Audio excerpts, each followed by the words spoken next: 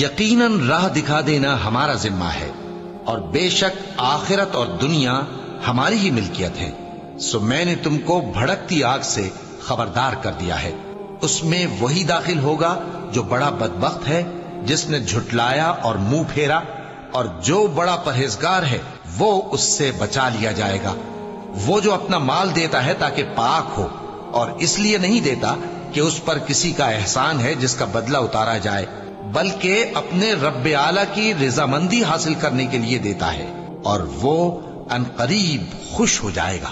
اور اے بندے، جس چیز کا تجھے علم نہیں اس کے پیچھے نہ پڑ، کہ کان اور آنکھ اور دل ان سب اعضاء کے بارے میں ضرور باز پرس ہوگی۔ اور زمین پر اکڑ کر اور تن کر مت چل، کہ تو زمین کو پھاڑ تو نہیں ڈالے گا، اور نہ لمبا ہو کر پہاڑوں کی چوٹی تک پہنچ جائے گا۔ ان سب عادتوں کی برائی تیرے پروردگار کے نزدیک بہت ناپسند ہے۔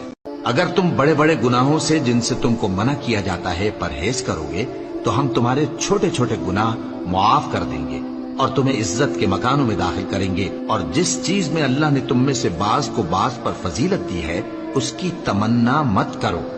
مردوں کو ان کاموں کا ثواب ہے جو انہوں نے کیے، اور عورتوں کو ان کاموں کا ثواب ہے جو انہوں نے کیے، اور اللہ سے اس کا فضل و کرم مانگتے رہو۔ کچھ شک نہیں کہ اللہ ہر چیز سے واقف ہے۔